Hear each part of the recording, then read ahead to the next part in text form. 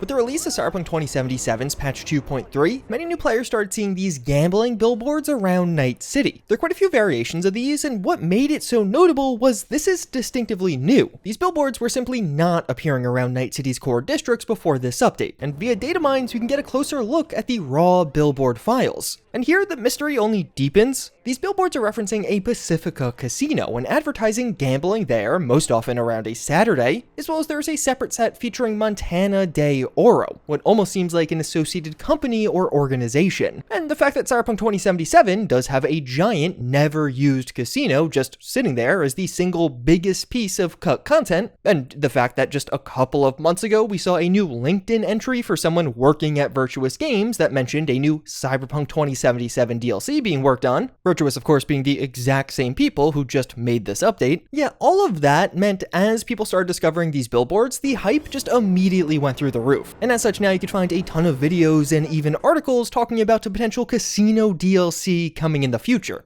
But could this actually be a subtle tease like CDPR has done in the past? Could we actually be getting a teaser for a future casino DLC, perhaps for the 5-year anniversary of Cyberpunk in December? Well, the next clue pretty distinctively answers that, as the place that you could find these billboards most consistently is around Eden Plaza. This was one of the new locations that was added with Phantom Liberty, and it's located quite centrally in Dogtown. And even just here in game, you could pretty clearly see that this is listing the Pacifica Casino. And you could even stand outside this location and wait a few times to have nearly all of the billboards populate. All of this being really cool except for one issue. All this gameplay footage in Dogtown is recorded on patch 2.21, aka the previous update that we got months ago, not patch 2.3. Because yeah, these billboards aren't new. They have been in the game since seemingly Phantom Liberty. You can consistently find them right at Eden Plaza, just try downgrading your game and then go here like I did. And something apparently a bunch of other people didn't do. Because in reality, what's actually new is not the billboards themselves, but instead it's them spawning in Night City. Up until this point, they would only ever spawn in Eden Plaza and specifically in Dogtown. But for some reason, with this update, they were added to the spawn list for all over Night City. So, you know, maybe there still is some kind of subtleties going on, but unfortunately there are other issues. While the billboards are definitely cool, the fact that they're not custom for this update definitely degrades the casino speculation, as well as they mention a Pacifica casino. That makes sense in Dogtown, which is in Pacifica, but this big cut casino was always in North Oak. It's the North Oak Casino. And in reality, I think I figured out what's going on here. Patch 2.3 added in a totally new Yaiba Muramasa motorcycle. It looks really cool and the quest is super immersive.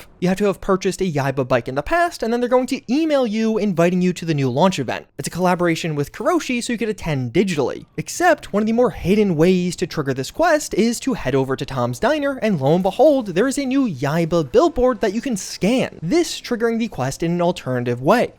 And at the event, you could even find a shard explaining this. These are new Kuroshi-tuned billboards that are only going to be visible to those that they deem eligible to buy this new motorcycle. So you can only see the billboard if they think you should be able to buy the bike. A really cool way to start the quest, and I think, based off how buggy some of the other features in 2.3 ended up being, maybe while making this new billboard, they accidentally let these other old billboards start spawning in the wrong places. So yeah, I think all of this casino stuff is literally just a billboard bug. I imagine one of the new updates they're going to return to only appearing at Eden Plaza, but don't worry, there's still secrets in this update. In reality, I think we just got a really big tease for Cyberpunk 2. But following the release of patch 2.3, lots of fans were left wanting more, calling mainly for new weapons or even new ways to wage war. And I think I have just the thing for you. Today's video sponsor, Enlisted. Enlisted is a squad-based FPS that is totally free on PC and consoles, but things are different here. In Enlisted, you command squads of soldiers against other players. So the battles here are massive and strategy really matters. All of this with a World War II backdrop. Enlisted features over 400 weapons. I was leading my men on flamethrower charges, dropping in from above with airborne to strategically take out that tank, and even calling in artillery strikes to hold down capture points. And all of this is a full-scale battle. You'll command tanks and planes from the US, Germany, Soviet Union, and even Japan, all built with historical accuracy and realistic damage models. Where you land hits on vehicles really matters here. You even have these epic moments trying to desperately control a heavily damaged plane, but Enlisted is still for everyone. Whether you're an FPS pro and want to take on the front line or even focus more on strategy and building up a defense, only to be at the top of the scoreboard a bit later on, Enlisted has hundreds of squad options, each with distinct gameplay styles. And it gets even better. You can now play Enlisted for free on PC, PlayStation, and Xbox. Just make sure to use my link in the video description or pinned comment to sign up. New players on PC also receive a special bonus pack for a limited time only, and this has a bunch of goodies to give you a head start in game. You'll get a helmet, rifle, and sidearm for your soldiers, but also 4,000 silver to purchase more, as well as 3 days of premium account time. But looking back at Cyberpunk 2077, do not completely rain on the parade of things being teased in Night City. I do actually think some of the billboards or other ads in Night City could be teasing something real, and that something got dramatically expanded with some of the new quests from patch 2.3. The first piece of this puzzle is that recent Mike Pondsmith quote. At Digital Dragons 2025, he talks a bit about the ongoing Cyberpunk Orion work, otherwise known as Cyberpunk 2. I spent a lot of time talking to one of the environment guys, and he was explaining how the new place in Orion, because there's another city we visit. I'm not telling you any more than that, but there's another city we visit, and Night City's still there, but I remember looking at it and going, yeah, I understand the feel that you're going for this, and this really does work. And it doesn't feel like Blade Runner. It feels more like Chicago gone wrong. And I said, yeah, I can see, this working. And right now that's pretty notable, because Cyberpunk Orion just went from concept phase into pre-production. And here Mike Pondsmith talks about a new city coming in Orion. In the months since, many think that was a slip-up, that Mike Pondsmith accidentally revealed a second city would be visitable in Orion, and some fans have taken that even further. While Mike Pondsmith merely says it's like Chicago, some others are thinking it literally is Chicago. In Cyberpunk lore, Chicago was nearly wiped out by a government-created plague, but via some of the ads in Night City right now, we can literally see the ability to travel to Chicago is coming soon. Seemingly, a Night City to Chicago maglev will open in just 3 years, certainly making it seem like Chicago has recovered somewhat. And now, many people are taking this to be a subtle tease by CDPR as to the next game's location, or at least one of the locations. Because the other thing we got around this, new in 2.3, is all of these new quests to get these new vehicles mention the Plex. And if you've never heard of that, don't worry. The Plex was mentioned in a singular shard during Phantom Liberty. It's a big interconnected metroplex on the East Coast. So easy access between some of the major cities like Boston, DC, New York, Delaware, and more. It is now almost being grouped as one large city known as the Metroplex. The shard we could find in-game is asking residents of the Plex to register for official NUS records, so they can more easily track those residents. And honestly, what makes all of this interesting is how often the Plex is mentioned, because as far as I can find, this one shard from Phantom Liberty is the only time it's mentioned. Or at least that was true until patch 2.3, is now the Plex is mentioned in 3 new jobs, all associated with these new vehicles. Those Rayfield executives that we saw during the new Caliburn boarded quest mention how the security specialists are right now stuck in the Plex. That's exactly what gives us the opportunity to rob the executives in the first place. Some of the digitally connected robots at the Yaiba showcase have hosts from the Plex. And the original owner of Semimaru, Mint, may have fled to the Plex. The first message on his computer is a Plex immersion broker to schedule a tour, mentioning how you've heard the rumors, you've wondered if they're true. That is a lot of additional mentions of this location that otherwise only appears in one shard. And I think that is that Chicago gone wrong that Mike Pondsmith was mentioning earlier. From the Phantom Liberty shard, you could hear how the Plex has some problems, Delaware can't implement waste disposal regulations, and residents are quite reliant on corporate employers, mostly living in corporate housing. But what I think is the single most damning piece of evidence is the Mordred itself, because on the Rayfield executive's laptop that you could find, there is a 2075 design brief for the Mordred that reads, "The client requested the vehicle specifically for a discreet business trip to the Plex. It must use our latest weapon and armor systems to withstand all possible threats, both street level and corporate. It must comfortably seat both a VIP and an associate, premium materials only." This looks like it's going to be the perfect vehicle for a Chicago gone wrong. And I bet this is going to be that second city in Orion, which just went into pre-production, so work on the city would be majorly ramping up internally at CDPR right now, which is why it makes a ton of sense to drop a bunch of teasers in their big expansion for the game, as well as some of the updates that are happening right now.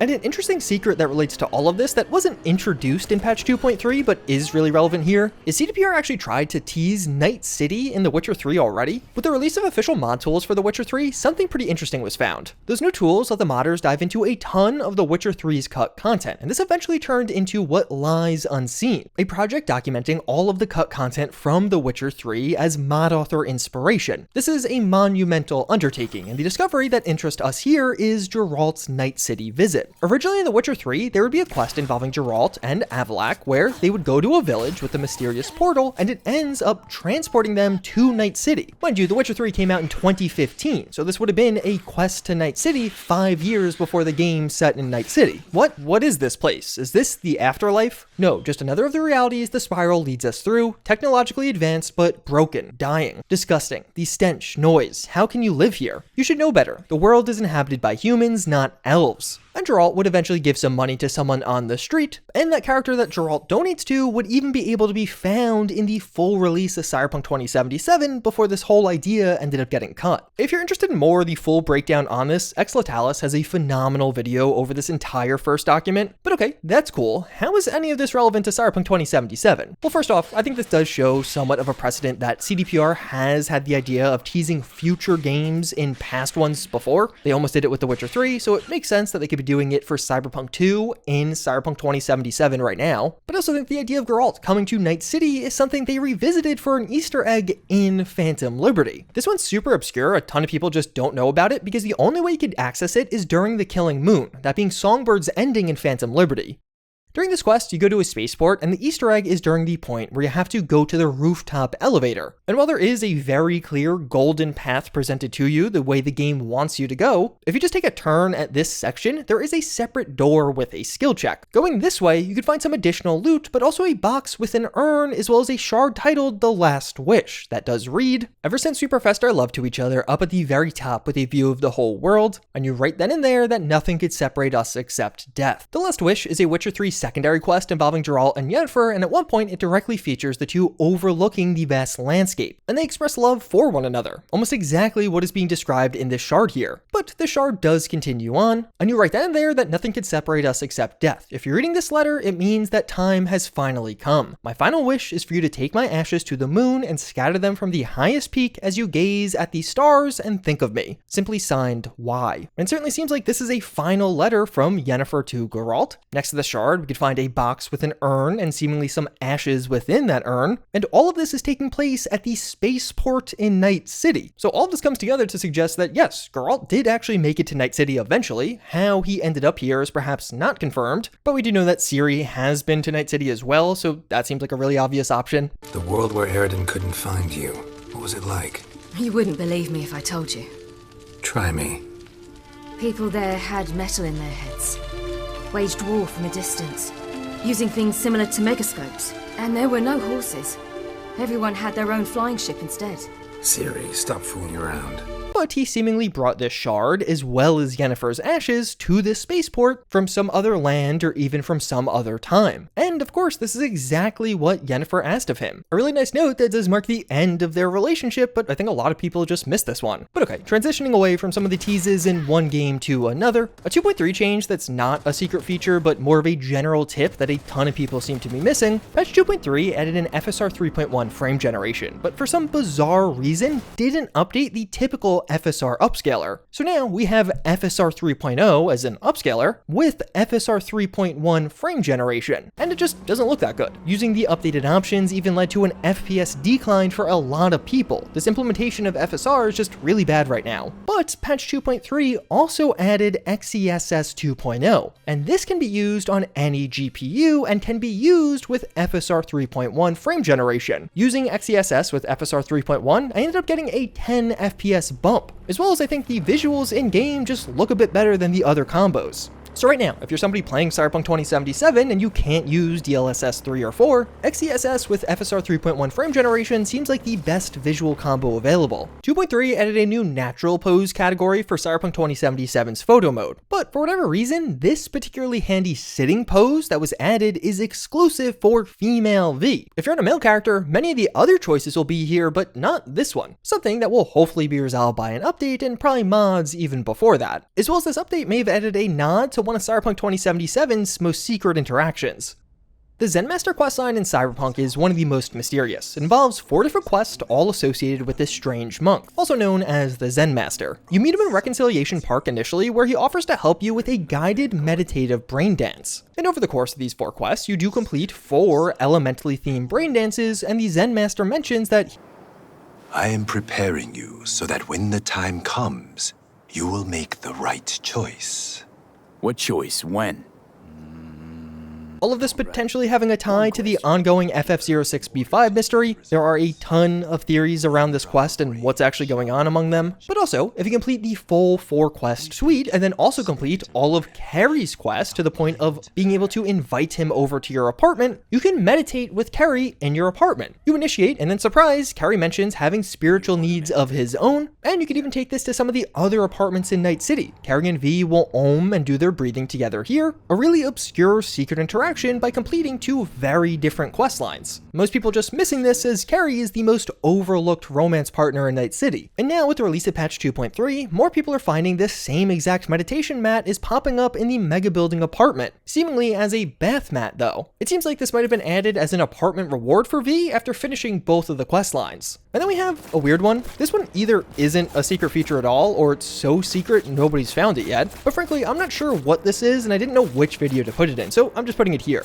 In the extended gameplay for Cyberpunk 2077 on the Switch 2, something new can be seen. At one point, a new yellow or almost orange map icon starts pulsing, and after a ton of speculation of what this thing could be, fans eventually realize that this is right on a hidden gem, so it's a new hidden gems indicator, or at least that's where the speculation is leading right now. If you're not aware, Cyberpunk 2077 has a ton of hidden gems, small Easter eggs or things to find that are never really indicated to you. Once you're close, a small icon appears on them, but otherwise you largely just have to stumble upon and find these yourself, so you probably missed a bunch of them. As a result, there are some very popular mods to alert you to these locations. Here, I'm using one that introduces a 25% chance for an icon to appear when you pass a hidden gem, and it almost seemed like CDPR is working on the same thing. It very much so looks like this is a hidden gem indicator that's alerting us to the fact that, yeah, we're driving past 2 hidden gems right now. But then as you drive past, the icon goes away, so you have to be in the proximity to get that alert. The curious part is, we could see this in both the Switch 2 as well as Mac footage from CDPR, but I can't find any further reports of it actually being a live feature in either the Switch 2 or Mac versions of the game.